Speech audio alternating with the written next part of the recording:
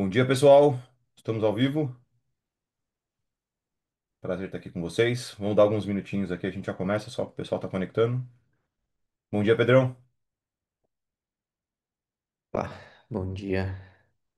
Tudo certo aí? Em Santa Bárbara? Tudo, tudo tranquilo contigo? Tudo certo. Um pouco Legal. de tosse aqui, mas tudo certo.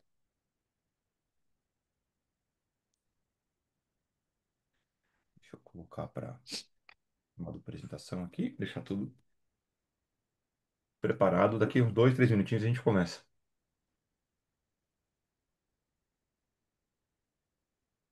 Vou deixar minha tela compartilhando aqui, pelo menos o pessoal já sabe. Quem for conectando sabe onde está conectado.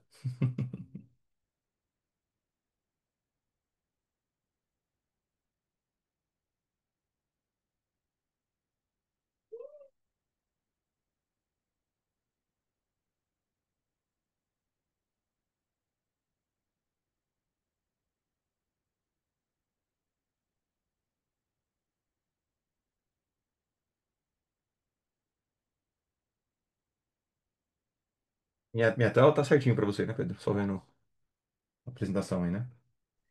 Sim, sim. Tá com uma borda ali do navegador, mas dá pra ver a apresentação, sim. Boa.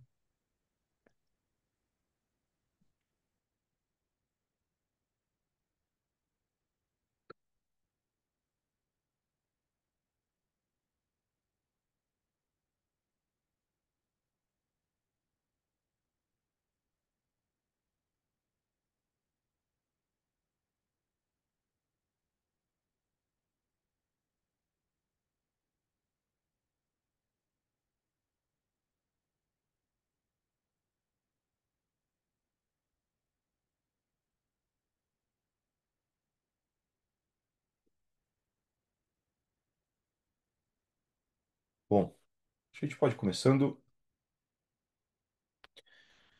E aí o pessoal vai conectando, a gente vai discutindo. Primeiro, obrigado, pessoal, pela participação. Tem um pessoal com a gente aqui. Um prazer. Eu sou o Thiago Magro, sou o diretor aqui da GitLab. A gente está com essa série de geração de conteúdo, de webinars, né? Tem muito tema relevante para a gente conversar, bater esse papo. Estou aqui com o meu grande amigo Pedro Carrijo. Pedrão, bem-vindo e obrigado novamente. Valeu, tamo junto.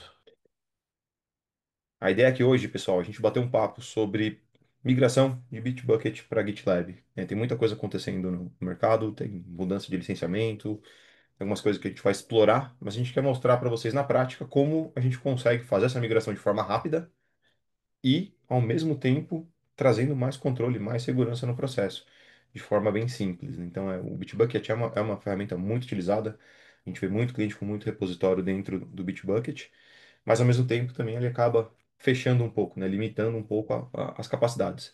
Então hoje esse webinar especificamente é para isso, para a gente destravar esses repositórios, trazer para dentro do GitLab de forma rápida e mostrar um pouquinho do que a gente faz dentro dessa estrutura. Vamos lá. No mercado hoje, o que a gente tem visto é essa proliferação de ferramentas, né? Então, ambientes ficando cada vez mais complexos, então os times tendo que lidar com diversas ferramentas. E essas ferramentas elas acabam criando um problema de silo, né? Essa informação ela fica dentro desses silos, ela vai sendo dividida e quando você precisa utilizar ferramentas, principalmente de IA, que a gente vai explorar um pouco, isso passa a ser um grande desafio, né? Como é que eu vou coletar esses dados de diversas ferramentas para que a IA consiga operar de forma mais eficiente? Aqui um workflow padrão, né? E aí trazendo um pouquinho mais para o mundo técnico do que a gente vê na maioria dos clientes. Então, vocês percebem que essas diversas ferramentas, elas têm um tempo ali de preparação, um tempo de preparamento em cada estágio, né? Se a gente pensar a jornada que eu tenho, desde uma issue, que é um ticket, né? Uma necessidade, né? Que você cria. Geralmente você pode usar o Gira para isso, ou o Monday e outras ferramentas, até a produção. Então, aqui tem um exemplo, né? Tem ambientes até mais complexos que isso, mas é um exemplo de por onde essa issue vai passar, né? Como ela vai se desenrolar, ser transformada em código e como esse código vai chegar em produção. Então, essa complexidade aqui, até um pouco mais simplificada, ela já traz um impacto grande. E esse impacto é o que a gente tem visto hoje na maioria dos clientes. Como eles lidam com isso, como eles trabalham com esses gargalos, essa perda de tempo, né, entre cada estágio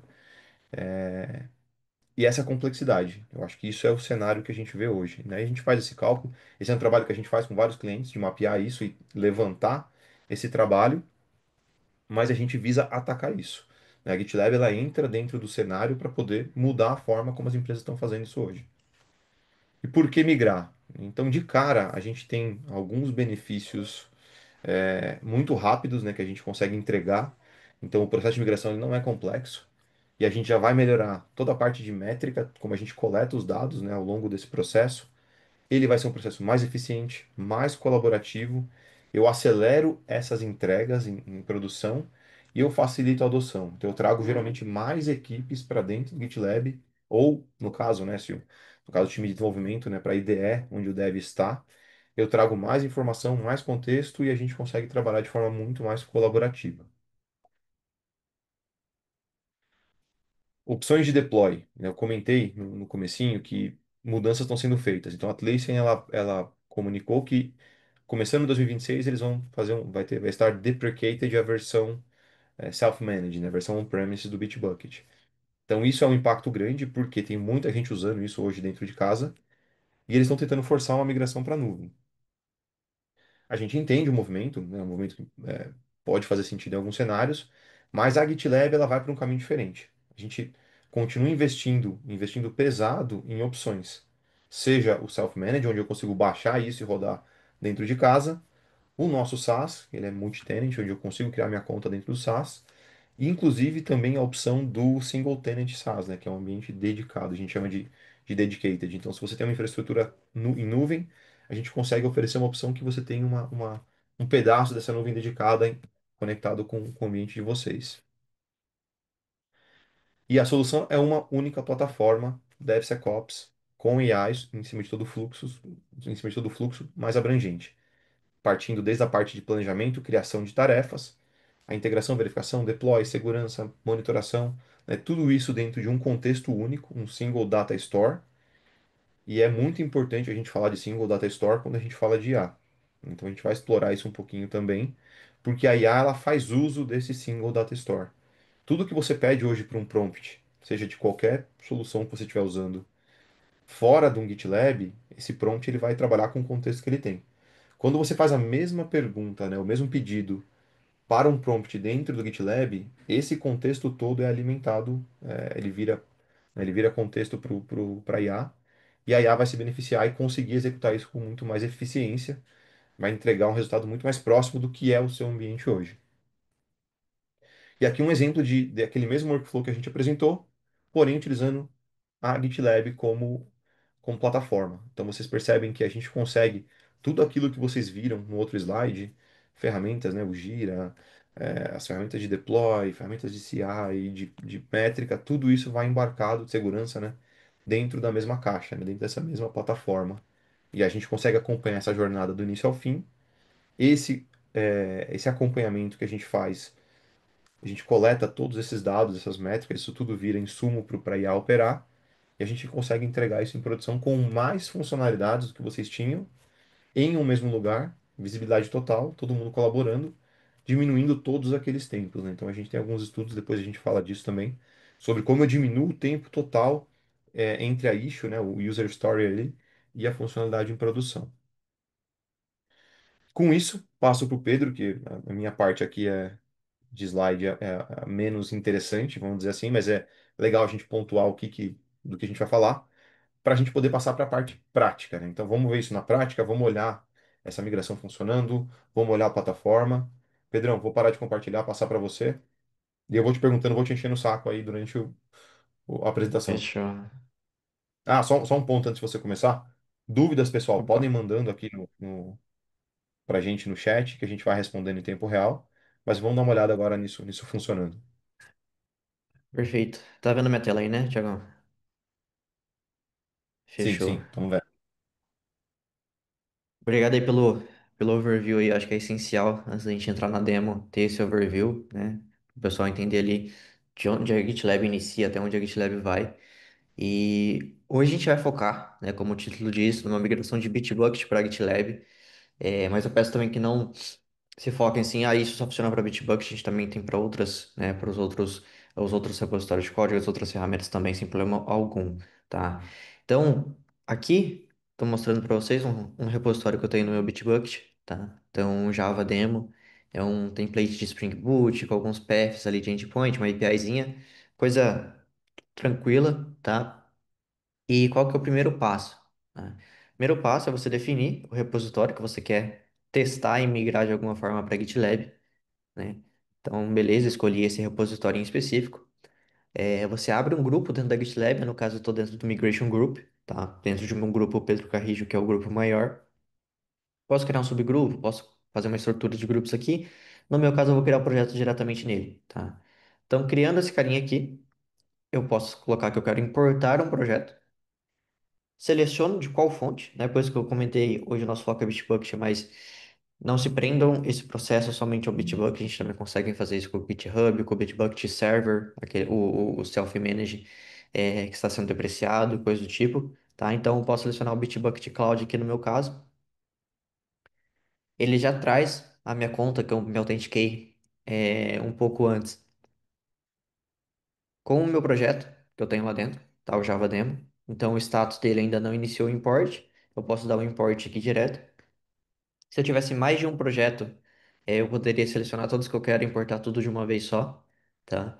Então a gente espera alguns segundinhos aí, alguns minutinhos para ele fazer o import pra gente. Enquanto isso, ele já até fez aqui, depois eu mostro então o que eu ia mostrar. Ele já fez o import aqui, eu posso só clicar para onde que ele foi importado, ele me dá aqui o path, Ultimate, pkregio, Migration Group, Java Demo. Posso abrir esse projeto aqui. E o que que a gente tem? O projeto assim como ele está aqui no Bitbucket, agora a gente só mudou a caixa e jogou para GitLab. Onde que a gente consegue os diferenciais aqui, né? Então, coloquei meu projeto aqui, eu quero adicionar um pipeline básico, tá? Parte de CI/CD. Como que funciona? Você vem aqui na Build, Pipeline Editor, tá? Deixa eu só tirar a câmera da frente aqui. Build Pipeline Editor. Ele vai falar que você não tem aí no pipeline, se você quer criar um ponto GitLab CI YAML, tá? Então, lembrando, a GitLab tem o próprio CI/CD nativo, que você não necessita de ferramentas externas nem nada do tipo para se integrar aqui. Você dá um configure pipeline, ele já te vai dar um exemplo aqui, tá? Um exemplo bem simplesinho, mas com alguns stages, então stage de build, de teste, deploy. Os scripts aqui são simples ecos, né? Prints basicamente na console. Vou criar dessa forma, só para a gente criar nosso primeiro pipe, tá? Então eu vou dar um commit change diretamente na main. Opa, deixa eu tirar aqui que eu tinha colocado um pre-receive. Tinha colocado uma regrinha de não deixar commitar YAMLs. Deixa eu tirar essa regrinha, pera aí. Repositório. Isso é legal também, aproveito para mostrar para vocês. Vocês conseguem também fazer push rules, né? Tipo de configurações de segurança também. Então, não existe nenhum YAML no meu projeto. Se a pessoa tentar criar um novo YAML ou alterar o nome do meu YAML atual, ele proíbe, tá? Ou de qualquer outro tipo de arquivo. Então, eu apaguei essa regrinha, volto lá para o meu Java Demo e vou criar novamente meu pipe. Então, Pipeline Editor, Configure Pipeline. Novamente ele traz o mesmo templatezinho, dá um commit change. Beleza, ele está commitando, tá? Show. Aqui eu tenho já o meu GitLab CI e YAML. Se eu vim aqui em Build Pipelines, ele já está rodando o pipeline basicão ali que ele criou como template. Então ele tem esses build, o unit test, deploy job. São jobs mocados, né? Ainda não está trazendo realmente algum resultado ali para a gente que faça algum sentido. O que que eu vou fazer agora, tá? Eu poderia estar fazendo tudo isso numa nova branch, pedindo aqui um merge request, né? Estou fazendo diretamente na mesma branch para ser um pouco mais rápido e mais direto. Mas, por exemplo, eu posso agora vir aqui, vou criar uma nova branch só para a gente poder fazer o caminho correto, né? Então, deixa eu pegar aqui, branches, cadê? Só de branches aqui. Vou criar uma nova branch. Essa nova branch vai ser ativar, vai se chamar de feature scans, tá? Vou pegar da própria main e nessa branch o nosso papel vai ser adicionar scans de segurança aqui dentro, tá? Então eu tenho minhas duas branches agora, a main e a feature scan. Posso clicar no meu YAML, posso dar um edit em Pipeline Editor, porque esse carinha aqui, ele já vai trazer validação de sintaxe, você já consegue visualizar aqui como ficou a sua estrutura de jobs, de stages, validar se está tudo certo, ver a configuração por inteiro, tá? Então ele traz algumas visualizações a mais. O que eu vou fazer aqui? Eu vou pegar e vou ativar, primeiramente, deixa eu pegar aqui como na minha colinha aqui do lado para a gente ser um pouquinho mais rápido. Pedro, Eu não vou tem uma adicionar dúvida aqui, aqui, pode falar, sem querer te atrapalhar. O tranquilo. Thiago perguntou aqui de quais dados históricos e configurações de repo são migrados.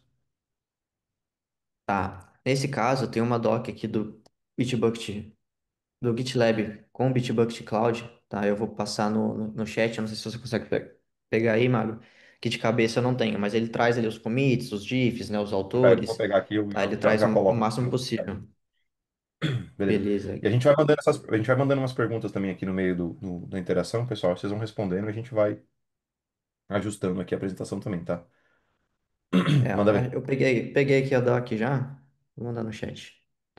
Acho que tem tanto do Bitbucket tradicional quanto o Bitbucket Server também. Então eu vou colocar aqui também. E aí tem o detalhamento do que traz em cada um dos imports, tá? Beleza. Então voltando aqui, tem mais alguma dúvida, Thiago? Só essa por enquanto. Por enquanto é essa, manda ver. Beleza. O que eu fiz aqui? Eu colei um include. Nesse include eu estou adicionando.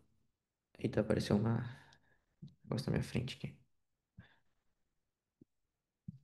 Estou adicionando o Dependency Scanning e o SAST, tá? Para quem não conhece, o SAST ele faz um scan de vulnerabilidade diretamente no seu código-fonte. É um scanner estático, então ele vai pegar seu código-fonte como ele está e procurar vulnerabilidades, SQL injection, cross-site, coisas do tipo, tá?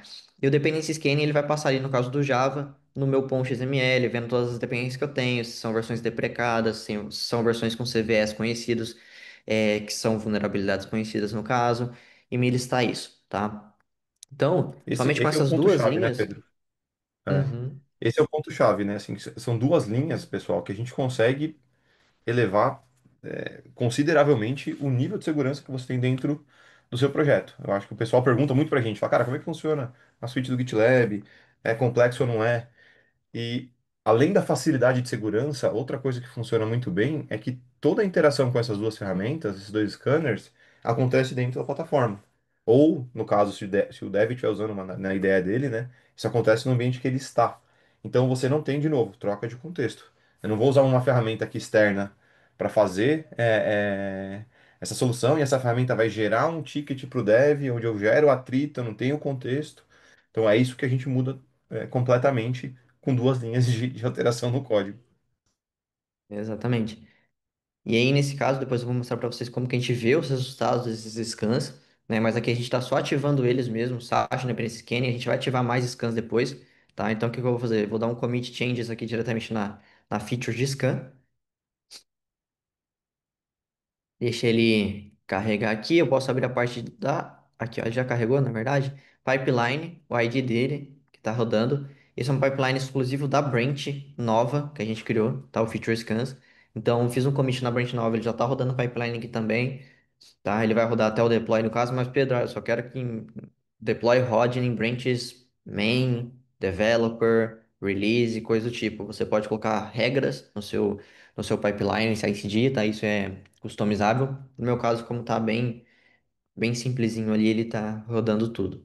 Mas aí, beleza, ele rodou o build job, que por enquanto é só aquele ecozão mesmo. Tá rodando aqui o Dependency Scanning e o SAST, tá? O Dependency Scanning agora a gente tem uma nova feature que é o SRA, tá? Ele não está ativo nesse momento aqui no meu projeto, mas basicamente além dele listar, né, o SBoom, o dependency list, com as criticidades e as vulnerabilidades de cada dependência, ele também traz uma flag em cada vulnerabilidade dizendo se aquilo é acionável ou não, né? Se não é um falso positivo ou se é um falso positivo no caso. Então, porque às vezes você tem a vulnerabilidade no seu código, mas ela não é acionável no sentido de que, beleza, não tenho o que fazer para atingir essa brecha, e se atingir não vai acontecer nada com o meu código, porque não está vinculado a mais nada, não tem nenhum link relacionado a essa brecha. Então, essa é a ideia do Dependency Scanning, recém-lançado aí pela GitLab, tá?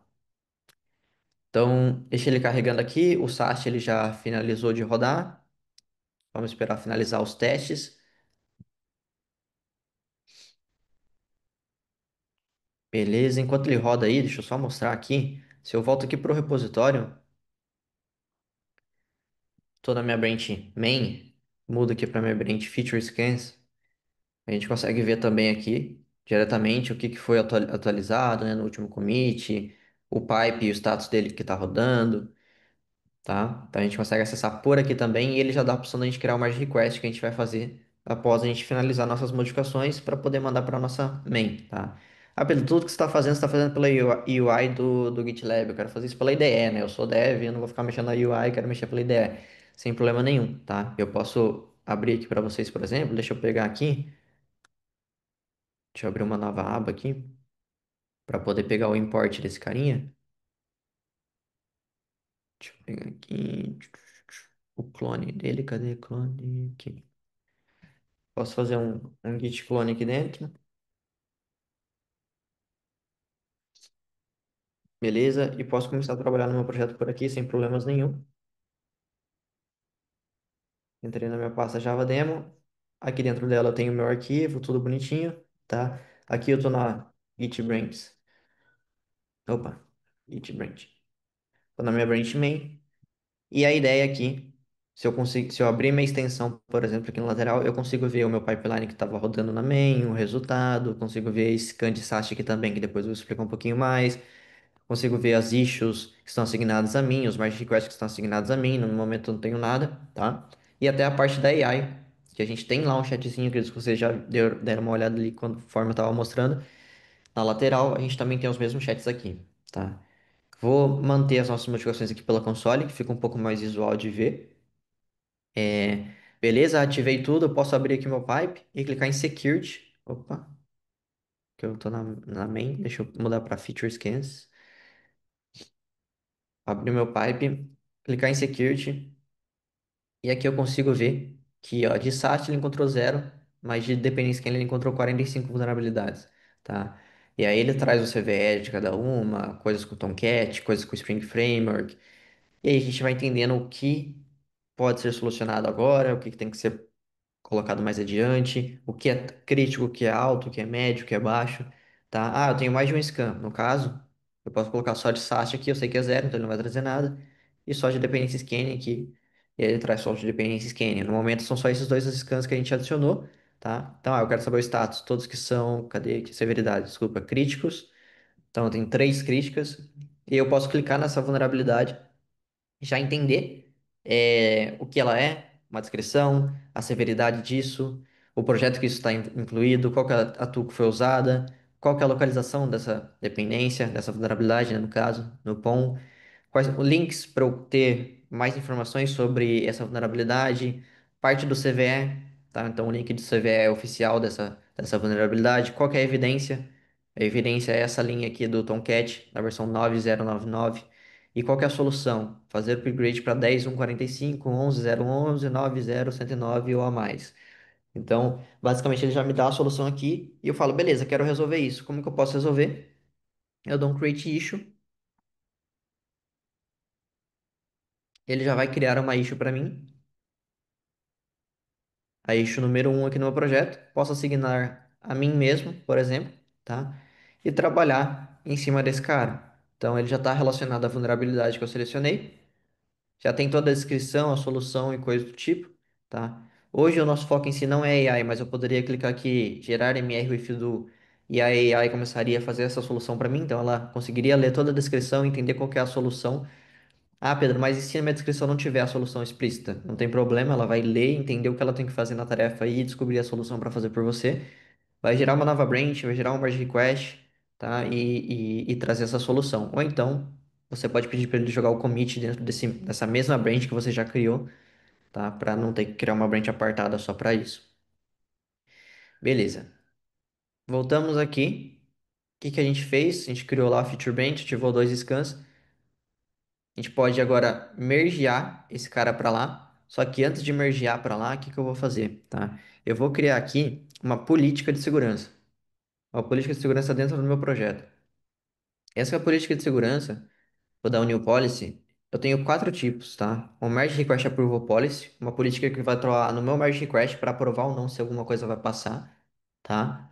O scan execution policy, que é uma política que eu forço todos os projetos específicos que eu selecionar, por exemplo, a rodar scans XYZ, tá? O pipeline execution policy, que eu foco, que eu pego um template de CI/CD e falo, esses projetos aqui que eu selecionei ou esse grupo de projetos vai utilizar esse template de CI/CD. Então, eu começo a trabalhar com pipeline as a code, eu tenho um repositório centralizado com meus templates. E o Vulnerability Management Policy, que é uma política bem simples, que você habilita ou desabilita ela, basicamente, que ela procura vulnerabilidades que foram previamente detectadas, mas não foram encontradas aí depois de um tempo em nenhum outro merge ou em nenhum outro novo código, ela simplesmente assim sumiu do relatório. Então ele vai lá e seta automaticamente como resolvida, tá? Porque essa vulnerabilidade não voltou a aparecer nas novas modificações. Então o que que a gente vai criar aqui? Um Merge Request Approval Policy. Eu vou colocar o nome dele para Policy Webinar aqui. Uma descrição opcional. Qual que é o tipo da política, o status habilitado? Qual que é o tipo de enforcement? Se eu colocar o warn mode, ele vai ser para testes. Então no final ele vai habilitar para mim lá que encontrou vulnerabilidades, coisas do tipo, mas ele vai deixar o dev passar adiante, não vai requerer aprovações. Para que que serve isso? Ah, Pedro, você não vai bloquear nada, ele só vai fazer um warning para quê? É literalmente pra você entender e estruturar a forma que você vai trabalhar com as políticas, tá?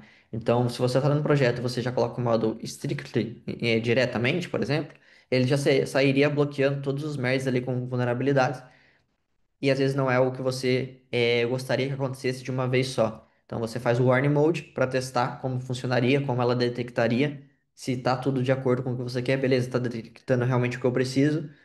Aí você vai lá e muda ela para o modo mais estrito, tá? Que fica mais forçado ali, digamos assim. Ele realmente requer aprovações e não é só um aviso. Vou já montar no modo estrito aqui porque é uma demo. Então, eu posso dar aqui um security scan. Qual que é o tipo de scan que eu quero? License ou security? Security. Qual que é o tipo de scan que eu quero ler? Aqui eu posso deixar tudo preenchido. Então, eu quero saber o resultado de todos os scans. No momento, eu só configurei SAST e Dependency Scanning. Mas, posso deixar tudo selecionado aqui para quando eu tiver o restante. Quero que isso rode contra todas as branches protegidas, tá? Então, todas as branches protegidas aqui, elas vão seguir essa política, sem exceções. Eu posso colocar todas as branches protegidas, exceto a branch XPTO, tá? Então, vou colocar, na verdade, aqui a default branch, porque eu acho que a minha main branch eu ainda não deixei ela como protegida. Então, vou deixar ela default branch, sem exceções. E qual é o número de vulnerabilidades? Ah, 5 ou mais eu quero que encontre, 10 ou mais, ou então qualquer número. Eu deixo um N. Qual que é a severidade? Quero que foque em crítica, alta e médio. Baixa aí, o restante eu não quero. Quero que verifique se o status é nova vulnerabilidade ou se é o status de previamente existente. Posso selecionar as duas. Isso quer dizer que, independente se é uma nova vulnerabilidade, se é uma vulnerabilidade que já apareceu, ele vai apitar para mim. Se eu deixar só como nova vulnerabilidade, tá? Eu posso passar adiante. Se ele já encontrou aquela vulnerabilidade anteriormente em algum outro merge, ela foi aprovada, ele não vai bloquear de novo, porque ela é uma vulnerabilidade previamente existente. E entende-se que a gente já está aí trabalhando numa forma e numa triagem de como resolver isso, tá? Número de aprovações, dois ou mais seria o mínimo recomendado. Como é uma demo, só eu vou aprovar que eu deixei como um indivíduo, vou colocar o meu próprio usuário para poder aprovar, mas você tem opções já marcadas por default, que é para prevencionar ali, não deixar o próprio autor do merge aprovar o seu próprio merge, tá? Mas no caso está desabilitado por conta da demo. Posso dar um create new project with new policy, ele vai criar um projeto específico que ele vai gerenciar as minhas políticas, tá? Pode dar algum erro aqui. Hum,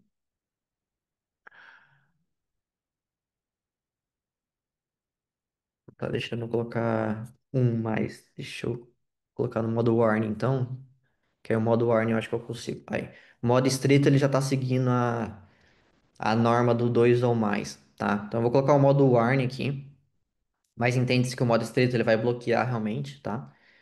Don't create new policy aqui. O que que ele tá dando aqui? Eu já tirei essa regra. Deixa eu voltar aqui. Pera aí. Acho que dentro desse grupo meu eu tenho essa regra também do YAML. Vamos ver.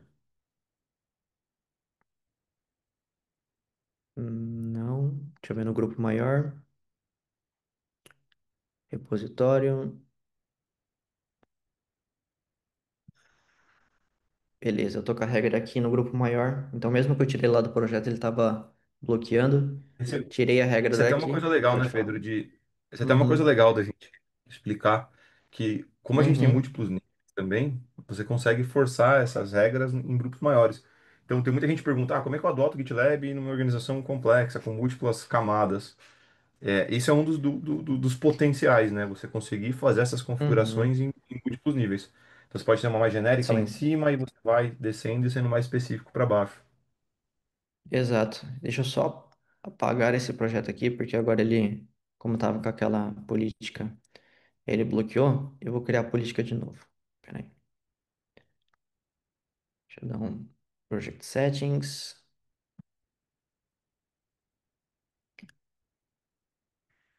Hum,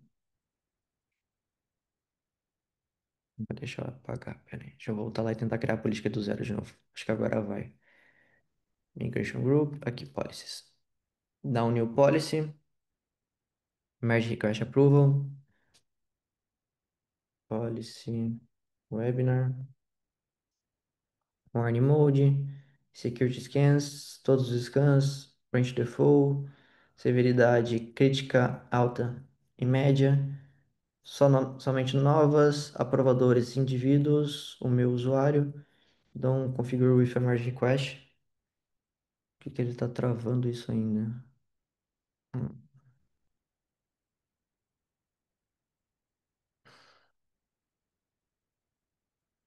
Peraí.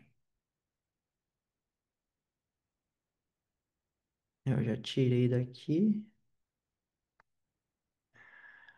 Qualquer coisa, a gente dá um. Eu mostro um outro projeto que já está configurado, mas deixa eu só verificar se ele realmente tirou daqui. Tirou. Deixa eu ver se esse cara ele veio talvez com essa. Como o grupo maior tava, e ele criou quando o grupo maior tava com essa regra, talvez ele veio com a regra aqui dentro. É, ele veio com a regra aqui dentro. Então ele herdou a regra do grupo maior, eu esqueci. Eu tirei do grupo maior, mas não tirei daqui. Beleza. Agora vai. Então vamos voltar aqui. A parte de políticas, Migration Group, Java Demo, Secure, Policies, New Policy, Merge Request Approval Policy, Webinar Policy, Warning Mode mesmo, Security Scan, todos, severidade, crítica alta e média, aprovadores indivíduos. Deixa eu ver se ele me deixa criar o estrito já. Acho que vai, que agora a gente tirou aquela. Isso, agora foi. Tá? Então isso é até legal vocês verem, porque, Pedro deu um problema comigo, como que a gente soluciona isso, tá? Então isso é interessante. Basicamente ali eu setei como um bloqueante qualquer novo arquivo, qualquer novo commit de emails num grupo maior. E aí quando ele criou o projeto de política, ele herdou essa configuração do projeto do grupo maior. Eu tirei do grupo maior, mas eu esqueci de tirar do grupo do projeto em si que foi herdado, tá? Então agora ele tá criando a política para mim. A gente pode esperar que ele habilitar o merge, tá? Tá bom. Quando você F5 espera, aqui. Pedrão, tem uma dúvida aqui. Pode falar. Tá mergeando aqui já. A, a Camille perguntou se tem uma forma de fazer essa migração em massa sem ser projeto a projeto. Sim, nesse caso, como eu só tenho um projeto ali, ele só mostrou um, mas quando você tem mais de um, ele mostra uma caixinha que você seleciona todos ao mesmo tempo e dá um import all. E aí ele importa todos ao mesmo tempo, tá? Já traz tudo de uma vez, né? Exatamente. Aqui, mergeou a política, tá? Então eu vou voltar lá para o meu Java Demo, criou aqui o projetinho Security Policy Project específico do Java Demo. Ah, Pedro, mas eu quero políticas para grupo. Se você criasse nível de grupo, ele ia criar um projeto que estaria vinculado a todos os seus projetos abaixo daquele grupo que você definir, claro, tá? E o que que a gente vai fazer agora? A gente vai vir aqui no Feature Scan, a gente vai criar um merge request, tá? Eu posso colocar aqui para ele sumarizar as mudanças do meu código, por exemplo, utilizando AI, tá? Então dá um summarize aí no nos meus code chains. Então ele fala aqui que eu adicionei novos security checks, agora inclui parte de dependência, coisas do tipo, tá? Posso dar um assign para mim mesmo. Revisor, posso deixar em branco aqui. Eu posso colocar outros merge requests que são dependentes antes que esse rode. Por exemplo, eu preciso que o merge request XYZ rode para depois esse daqui rodar. Tem algumas configuraçõezinhas, criei o merge request. Quando eu criar o merge request, ele vai começar a rodar o pipeline agora novamente, tá? E aí, ele já bateu aqui que requer uma aprovação do Webinar Policy, tá? No caso aqui, deixa eu ver se ele colocou o meu, ele ativou o meu usuário. Assign Reviewers.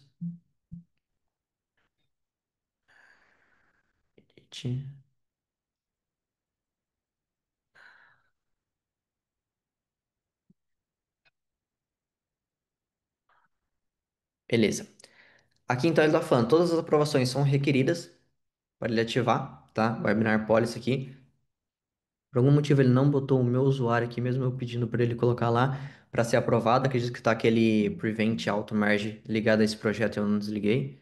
Deixa eu dar uma olhada. Merge Request, Prevent. Como é um projeto novo, aqui.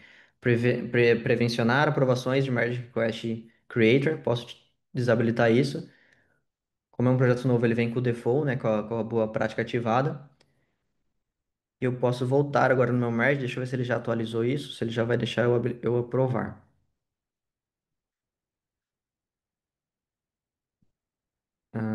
Ele ainda não habilitou aqui para mim, ainda não rebateu isso, tá? Mas a ideia é ele aparecer um botãozinho de approve aqui, assim, quando ele desligar essa flag de boa prática que eu desliguei agora, e eu poder ir adiante. E aqui ele me mostra o que que ele detectou. Ele também detectou coisas de license compliance, tá? Que faz parte do nosso dependency scan também.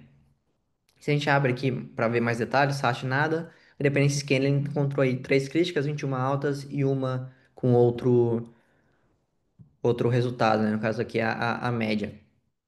O que que ele fala para poder mergear? Todas as políticas precisam ser aprovadas e todas as policy rules precisam ser satisfeitas. Só que para elas serem satisfeitas, automaticamente eu tenho que aprovar, tá? Deixa eu dar um Ctrl, um F5 aqui para ver se ele habilita já para mim aprovar. Ele ainda não está habilitando. Talvez você tenha criado essa antes da regra, né? Teria que criar outra depois É, da regra. pode ser. Mas, de qualquer maneira, deixa eu ver se eu consigo criar um novo merge request aqui.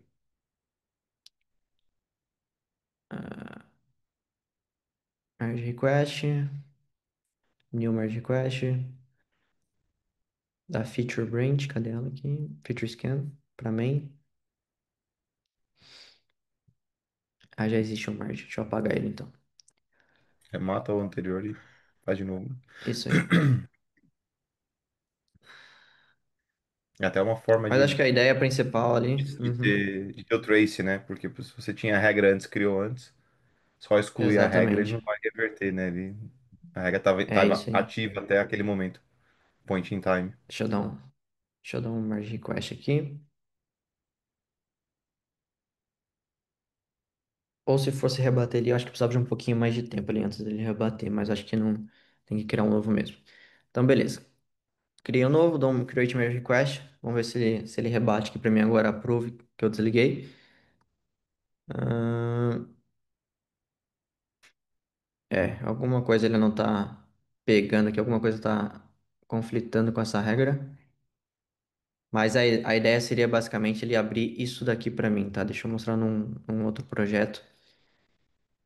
E aí depois ali com calma a gente verifica. Deixa eu pegar aqui um outro Java demo. Posso pegar aqui um merge request aleatório. Eu acho que esse daqui tinha coisas, tinha vulnerabilidades.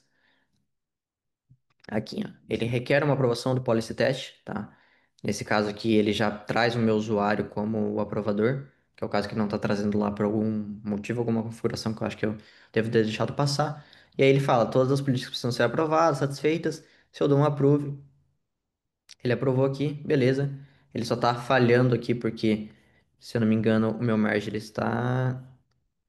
Ah, ele tá com algum outro conflito aqui nesse projeto em específico, tá? Mas a parte do approve ele já tirou e parou de reclamar para mim. Beleza? Então a ideia seria aparecer isso aqui. Só que por algum motivo ele não pegou do meu usuário. Beleza. Deixa eu abrir aqui. Vulnerability Report. Deixa eu pegar aqui, na verdade.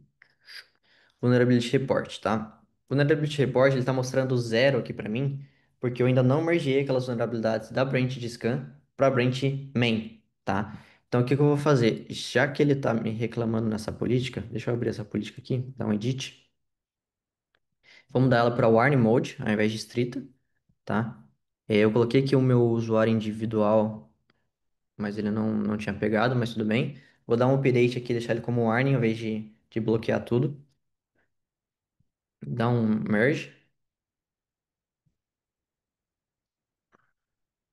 Talvez deveria criar política depois da alteração também, né? Não, eu acho que eu deixei alguma coisa passar ali, mas tá tranquilo. Então vamos voltar aqui para o nosso projeto. Java Demo. O conceito ali deu para mostrar que ele trava o merge, é só a gente selecionar o grupo realmente de quem que vai fazer isso. Vamos ver se ele alterou aqui para o merge a política para não ser mais obrigatório. Beleza? Ah, agora ele abriu. Chegou a approve. Então era um tempo para ele. Eu coloquei o warning, mas o warning ele não é obrigatório aprovar. Mesmo assim, ele abriu o approve aqui para mim. Tá? Então se eu abrir aqui, ele acho que ele vai aparecer meu usuário. Agora apareceu meu usuário. Então era só questão de tempo mesmo para a política rebater. Acho que eu criei muito rápido a política e já fui fazendo o merge. Então dá um approve aqui. Beleza? Aprovei. Já está pronto para mergear, tá? E dou um merge. Beleza. Mergeou. Posso vir aqui para a minha main. Vamos ver se ele já deu o update aqui certinho. Beleza, o Dependency Scanning e o Sash, tá? Adicionado aqui. Perfeito. E aí a gente fala, beleza, vamos deixar um pouquinho mais complexo isso daqui, né? A gente pode dar um, vou digitar diretamente na main agora aqui e vou adicionar um build job nesse YAML que ele vai gerar uma imagem de container e jogar no próprio container registry da GitLab, tá? Então aqui é um script utilizando Canico, poderia ser o Docker direto, e aqui todas as variáveis aqui específicas do CI registry para bater no registry da GitLab, o user e o password para poder se autenticar, tá? Próprio do pipeline em específico. Eu posso dar um commit. Beleza, vou deixar ele rodar aí. Enquanto ele roda, se eu abro agora o Vulnerability Report, agora que eu mergeei, é para aquelas vulnerabilidades aparecerem aqui para mim, ainda não apareceu. Também vai levar um tempinho aí, provavelmente, para poder aparecer. Mas assim que ela carregar, ele vai aparecer aqui, crítico, alto, médio, da mesma forma que a gente viu dentro do merge request, tá? O dependency list, deixa eu ver se ele apareceu alguma coisa ainda. Ainda também não, ainda também está carregando. Mas basicamente a ideia é a gente nunca misturar as vulnerabilidades de uma branch externa com a branch tradicional, a branch main, tá? Ele deu uma falha aqui no meu job, deixa eu ver o que que ele deu, no meu build job. Ele falhou. Ah, eu acho que é imagem. Eu posso usar AI para poder fazer um troubleshoot e ver por que que ele travou, tá? Mas como a gente tá, nosso tempo está finalizando, eu vou abrir aqui e vou alterar na mão o Dockerfile, que eu já acredito que sei qual que é o problema. Deixa eu pegar aqui uma outra imagem, alterar aqui, não commit changes, commit, beleza, agora ele vai rodar um novo pipe, se tudo der certo o build job vai criar uma imagem dentro do meu registry, tá? Então aqui a gente tem na parte de deploy container registry aqui, tá? Ele já tem, na verdade, até uma imagenzinha aqui que ele criou, mas ele deu erro no build, né? Então ele criou uma imagem praticamente vazia. Então a gente vai esperar ali, porque a imagem que estava dentro do meu Dockerfile era uma imagem que ele não conseguiu encontrar, tá? Mas a ideia é basicamente jogar aqui dentro. Show. Deixa eu ver se o Security Vulnerability Report ele ativou. Beleza, agora carregou. Agora ele atualizou aqui para mim, trouxe as vulnerabilidades altas, médias, baixas, tá? Assim como eu estava vendo lá dentro na merge request. E lembra que lá dentro do merge request eu já tinha criado uma issue para uma vulnerabilidade específica. Essa vulnerabilidade específica ela já marca aqui, ó, que já tem uma issue para ela, tá? Então ela já trouxe aqui para main junto, vinculado a issue, tudo certinho. Só que esse resultado ele só vai aparecer no relatório padrão geral quando você mergear. Então, quando você não mergear, as vulnerabilidades específicas de cada branch vai aparecer para cada branch. E quando você mergear, ele vai aparecer no Vulnerability Report de geral, né? Que foi algo realmente que foi para produção, ou seja o que for, tá? Se for uma branch de dev, que foi para dev, e assim por diante. Dependency list, a gente já tem aqui linha por linha de cada dependência, e vulnerabilidades e criticidades de cada uma. Então, o que que a gente mudou aqui? Eu simplesmente fiz um import do Bitbucket para cá. O projeto eu não mudei código nenhum, a não ser a parte do Dockerfile agora, tá? Que veio com uma imagem errada. Ativei duas linhas, Sacha Dependency Scanning. Ativei uma política que força eu aprovar ou rejeitar, ou não aprovar, no caso, um merge request de acordo com vulnerabilidades encontradas, sem usar nenhuma ferramenta externa, sem usar SonarQube, sem usar qualquer outra ferramenta integrada, tá, com a minha ferramenta de DevSecOps. Tenho o Dependency List já pronta aí para relatórios, para coisas que é muito importante aí, o export empresarial. Parte de Audit Events e também tem a parte de Compliance Framework, tá? Se eu venho a nível de grupo, Migration Group, venho Secure, opa, Secure Compliance Center, eu posso vir aqui e ver, por exemplo, aqui eu tenho alguns frameworks, SIST, PCI, Framework Test, tal, tal, tal, e posso dizer, por exemplo, que esse meu projeto em específico, eu quero que ele tenha acesso ao PCI, o framework, que siga o framework de PCI, tá? Então, como eu configurei esse PCI num grupo maior aqui, eu posso aproveitar isso, vim aqui no Compliance Center, vim aqui nos meus frameworks, vim aqui no PCI, dar um edit, selecionar meu projeto aqui dentro, só vou procurar ele aqui, Java Demo, aqui, o Java Demo que está dentro do Migration Group, já estava o outro Java Demo também, dou um update, tá? E aí eu também preciso esperar alguns minutinhos para ele fazer um scan ali do meu projeto num todo. Opa, deixa eu ver se ele não tá editando, não tá. Cadê PCI, PCI? Beleza, ele já digitou aqui, colocou os dois projetos Java Demo. Enquanto ele não carrega o do novo projeto nosso, né? O Java Demo que eu já tenho configurado aqui é basicamente o mesmo projeto. Deixa ele carregar. Aqui que ele mostra, por exemplo, PCI tem um de um controle falhado para poder pegar esse requerimento, que é usar System Accounts, ter a parte de fatores de autenticação. E o que que ele pede aqui, a única coisa que falta do controle é o Secret Detection. E como que eu ativo o Secret Detection? Ele vai lá e me fala e me passa a doc de como fazer isso, tá? Então, novamente, a gente pegou um projeto cru no Bitbucket ali que a gente não tinha visibilidade de segurança, não tinha nada disso. Trouxe para GitLab, ativou um pipeline CI/CD diretamente na GitLab, basicão. Depois desse basicão, a gente criou uma nova branch. Na nova branch, a gente ativou o scan de SAST Dependency Scanning. A gente criou uma política para poder bloquear merge requests direto, sem aprovações, se caso encontrar alguma vulnerabilidade nesses dois scans. Ele encontrou, a gente aprovou, mergeou. A partir do momento que mergeou, isso foi jogado para a branch, apareceu no Vulnerability Report geralzão pra gente, porque aquilo foi aprovado e passou adiante. E aí a gente decidiu, pô, eu preciso que meus repositórios, meus projetos sigam frameworks de compliance específicos. PCI, SOC 2, ISO 27001, LGPD, Bacen. Você criou o framework, no caso aqui o meu já estava criado, mas você pode fazer um import de templates da própria GitLab que a gente tem NIST, coisa do tipo, ou então criar na mão. Vinculei meu projeto e aqui eu já tenho todos os controles que estão falhando ou não nesse projeto e como que eu posso resolver, tá? Quer complementar alguma coisa, Thiago? Não, o João tem uma pergunta aqui. Se é Pode possível criar falar. um policy ou algum tipo de controle no GitLab que impeça os desenvolvedores de editarem o arquivo GitLab CI e YAML do repositório?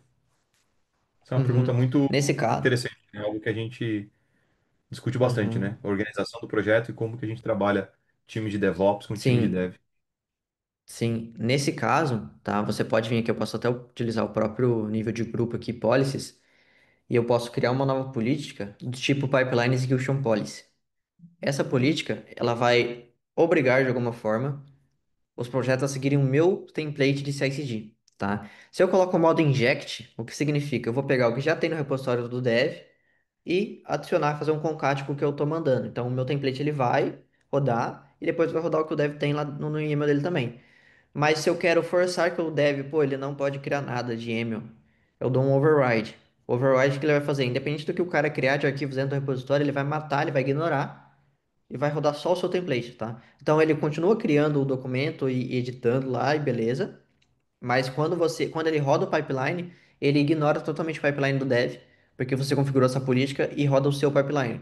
Ah, Pedro, eu não quero que ele tenha o YAML e nem que ele crie, nem que ele faça nada. Aquela regrinha no início que estava bloqueando a gente, e eu tinha deixado uma regrinha de prevencionar pushes e commits de arquivos YAML. Então, se o meu YAML não existe no repositório, quando eu dou um new push ali no YAML, ele vai bloquear e falar, pô, eu não permito. Ou se o YAML já existe no meu repositório, mas eu edito o nome do YAML, ele vai falar, pô, eu não aceito pushes de arquivos YAML, tá? Então, nesse caso, o override já mataria isso para você, mas se caso você quer que o cara nem crie arquivos, você também pode colocar o pré-push, tá? Isso é bem legal, né, Pedro? Traz flexibilidade.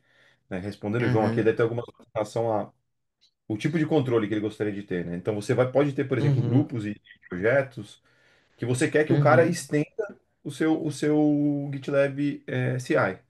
Então você fala, cara, eu vou injetar o que é obrigatório, e aí ele não consegue uhum, tirar, e aí eu permito que ele crie uhum, outras coisas ali dentro.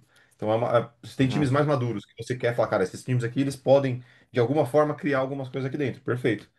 Tem outros times que não, cara, esse time sim, não tem maturidade, ele vai seguir regra definida, não importa o que ele faça. Então você também consegue ter esse controle. isso aí. Isso aí. E aqui nesse caso, eu posso selecionar o escopo de quais projetos que eu quero que apliquem essa política. Então, eu posso colocar todos os projetos nesse grupo. Então, ele vai rebater meu grupo para baixo e todos os projetos vai seguir essa política do pipeline. Projetos específicos, tá? Todos os projetos linkados a esse grupo de alguma forma, tá? Então, subgrupos e tudo abaixo também. Ou então projetos com compliance frameworks específicos. Então eu não configurei, por exemplo, que o meu projeto lá que eu importei do Bitbucket tinha o PCI. Eu posso dizer que todos os projetos que têm o framework PCI vai utilizar essa regra. Eu falo, qual que é o projeto que eu vou buscar esse template? Eu vou buscar do Java Demo, por exemplo, aqui, tá? Tô dando exemplo. Ponto, GitLab, traço CI, ponto YAML. Qual que é a branch que eu vou pegar? Vou pegar da main. Por quê? Porque você também pode ter um repositório centralizado de CI/CD que você faz o seu versionamento dos seus templates. E você pode trabalhar com tags ali, né? Então você tem a tag latest, a tag 1.0, 1.1, coisa do tipo. E aí, conforme você vai testando, você vai evoluindo as tags para chegar na tag que a política está esperando. Ou então, lancei a versão 1.0, você só vem na política, atualiza para a versão 1.0 aqui e manda bala, e todo mundo tem acesso, tá? Então isso é bem legal porque você pode deixar o pessoal utilizando uma versão do seu template enquanto você trabalha em outra e depois você traz a versão nova. A gente também tem a parte de componente, de catálogo, mas tudo isso é um outro assunto, né, que acredito que sairia um pouco do nosso foco de segurança hoje, mas que a gente pode marcar um papo também para poder aprofundar nisso sem problema nenhum, tá? Beleza, deixa eu voltar para o nosso projeto lá, só para ver se ele fez o build depois que eu troquei a imagem. Deixa eu ver, ó, passou certinho, 100%, os scans, tudo, DOM Security aqui para ver, é as mesmas vulnerabilidades ainda, 0,45, porque eu não resolvi nada, tá? E posso ver aqui no meu Deploy Container Registry, ele vai criar para mim aqui um JavaDemo e um JavaDemo Cache. Porque lá no meu build job do Cânico lá, eu coloquei para ele gerar um cache também das camadas principais do meu Docker, para os meus próximos builds, ele buscar esse cache e fazer os builds mais rápidos. Então, o primeiro demora um pouco mais, ele gerou esse cache. O segundo, o terceiro, o quarto, ele vai pegando e esse cache tem um time to live.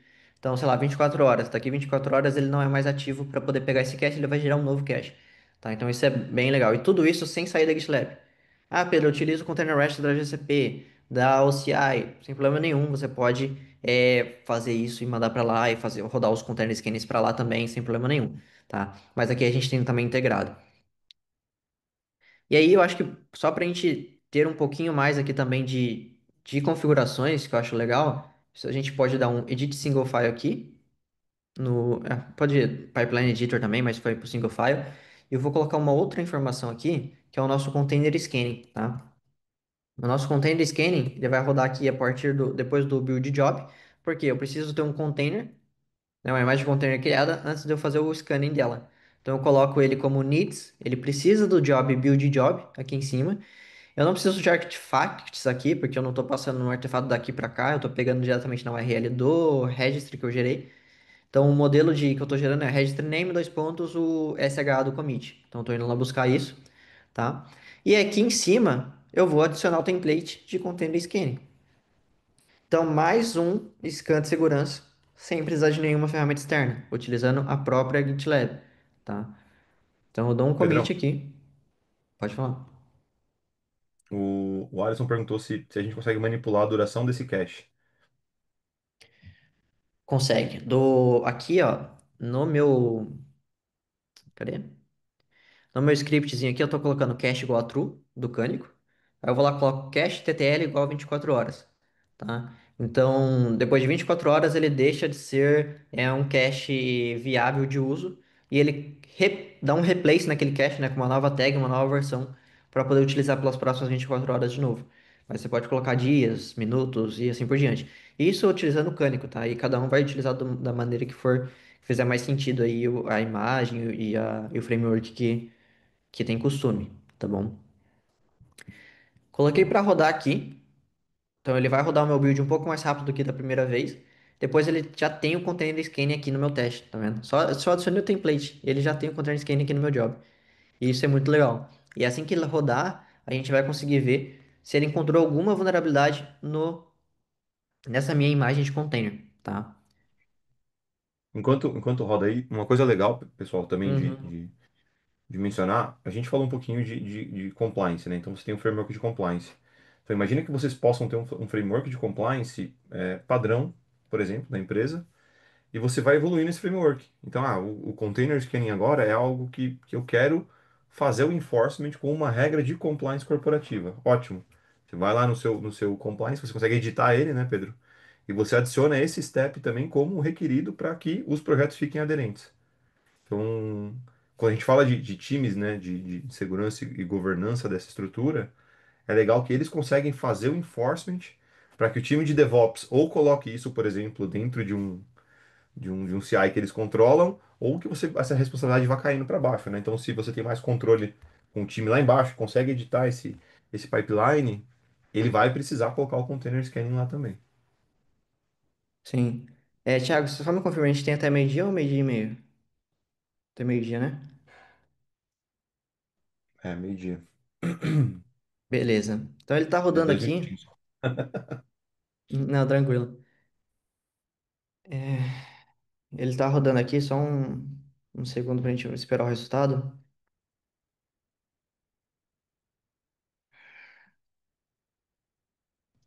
E como a gente está falando, isso é muito comum.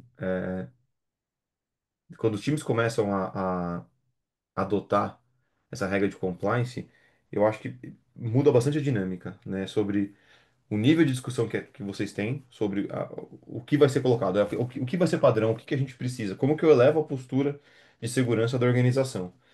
Quando vocês entendem o compliance framework e começam a evoluir esse framework de compliance, a gente percebe uma mudança interessante nessas dinâmicas. Né? Você vai olhar e falar, caramba, agora eu consigo melhorar esses controles com uma política global, e aí todo mundo tem visibilidade, entendem a importância, entendem que os projetos não estão aderentes, e eles começam a trabalhar para que esses projetos fiquem aderentes. Então você cria uma regra, né, nessa estrutura mais lá no topo, né, da pirâmide, e isso vai cascateando para baixo. Então os times que estão embaixo, eles vão É isso entendendo aí. que essa nova regra tem que ser aplicada, vamos adotar e vamos começar a melhorar a postura. Ele ainda não carregou aqui pra mim. Ah, carregou já. Dashboard, ó. Achou 237 vulnerabilidades de container scanning, tá? Posso filtrar aqui. E aí é tudo aquilo que eu já mostrei, né? A gente pode bloquear e coisas do tipo. Mas acho que é isso, né? Não sei se ficou alguma dúvida. Vou interromper aqui um compartilhamento, mas A deu pra gente gente mostrou passar por todas. várias coisas. Uhum. Obrigado pela apresentação. Acho que a ideia é essa, a ideia é a gente ir trazendo mais conteúdos mais focados, né? Toda essa gestão, né, de pipes, de CI, CD, Importação, acho que a gente vale um outro webinar para a gente explorar bastante. Tem muita coisa legal que dá para a gente fazer, com componentes, inclusive, como eu faço a gestão disso. Hoje a gente quis focar um pouquinho nessa parte de migração, né, do Bitbucket ali, dos projetos, trazendo e já adicionando várias camadas de segurança de forma rápida. E a ideia é trazer mais conteúdo para vocês. Então, obrigado pessoal que participou aqui, mandou as perguntas, a gente agradece bastante. Vamos seguindo nessa tocada, né? Vamos trazer mais webinars, mais conteúdos, e a gente vai avisando vocês para participarem dos próximos também. Obrigado, pessoal. Valeu!